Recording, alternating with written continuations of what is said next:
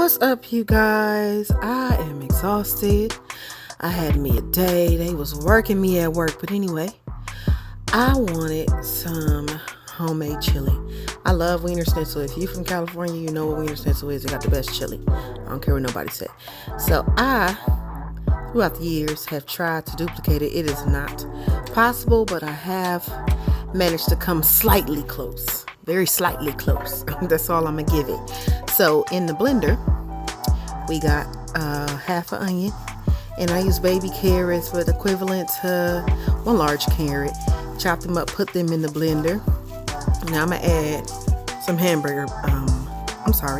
hot dog bread. Okay, this is unusual, but it does act as a thickener and a binder. It helps with the texture, and it gives a little tiny bit of flavor. But that right there is my homemade tomato paste. So if you've been watching me, then you saw this video. Real easy to make, and it's super tasty. Okay. Anyway, excuse me. We are going to add about 2 tablespoons of tomato paste to the carrot and onion, and I'm gonna add a little water just to help all of it blend together. I don't think I added enough, so I'll probably have to add some more later. So yeah, just blend that up. See, I gotta add some more. I think it was a little too thick. Yeah, I added more. So you just blend it up until it's pureed. You don't want to chunk it out. You know, really smooth texture. Okay, as you can see there.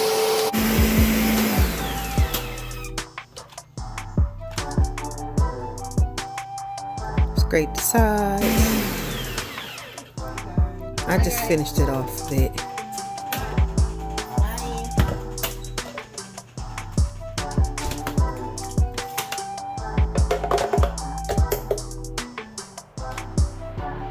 You got to get all that. You know, that's all. That's all good eating. Okay, waste not, want not. Like I'm not wasteful. So there we go. You see that? You see how that look like kind of applesaucey. That's how you want it. So okay, I had I never know my meat. This is a pound of ground beef. This is like a 73-27 or something like that.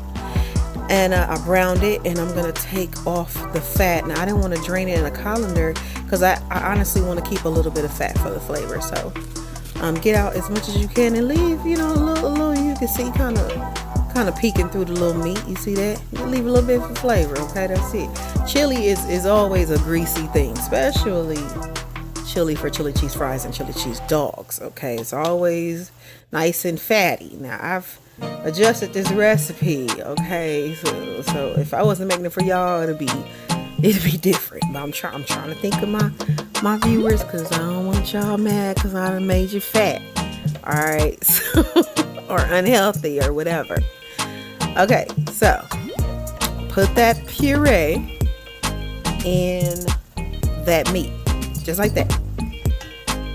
I lost my train of thought real quick.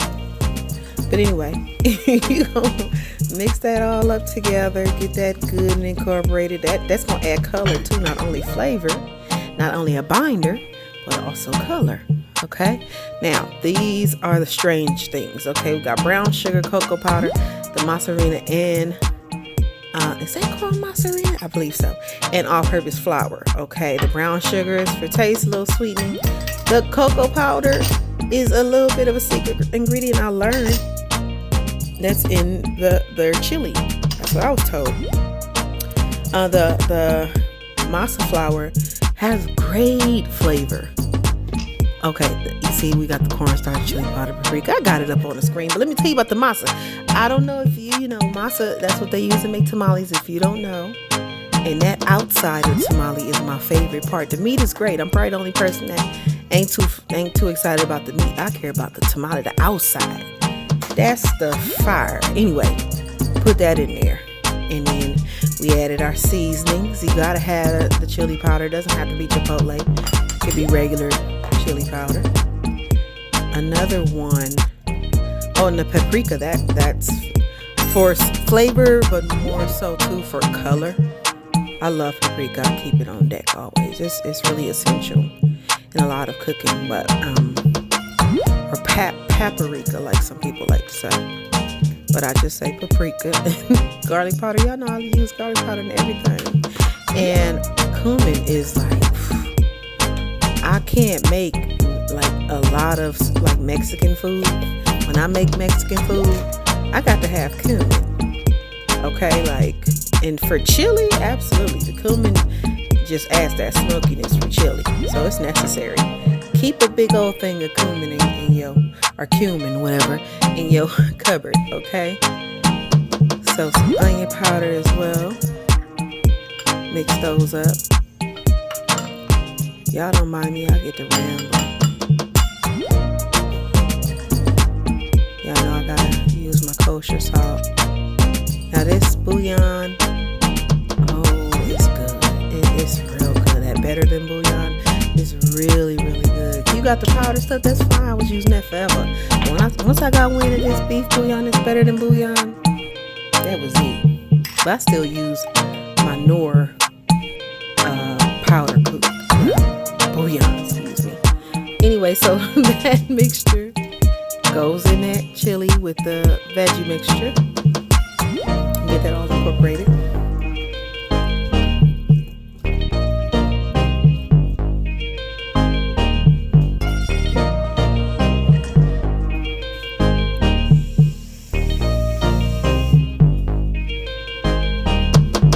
You're gonna add some water, because you got to add some water.